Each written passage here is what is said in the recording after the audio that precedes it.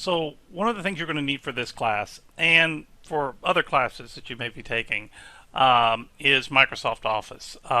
It's going to be important for this class just because once we get past the first 5 chapters, that's all we're going to be dealing with exclusively is Microsoft Office. But it's also important for other classes that you may take. So like you can use Word to write a paper, or if you have to give a PowerPoint presentation in another class, you're going to use PowerPoint. And as a JCC student, you get a copy of Microsoft Office for free. So I want to show you how to install Microsoft Office on your computer from the JCC's website. So I'm just on my path, the My Path page. So your page probably looks very similar.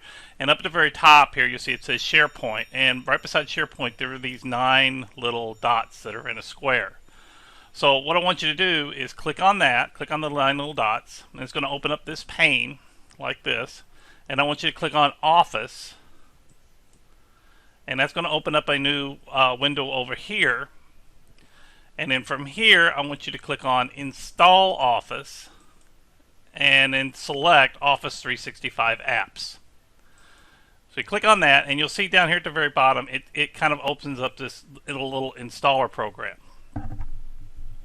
And that's actually what's going to install Office on your computer. So after that gets done, you can just double click this,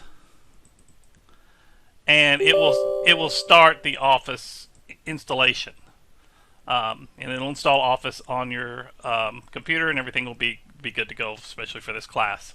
But make sure you do this because, like I said, this isn't important just for this class, but it's also important for other classes that you may take, especially Word. You're going to be using Word to write papers for as long as you're in college, so make sure you get that. All right, have a good day.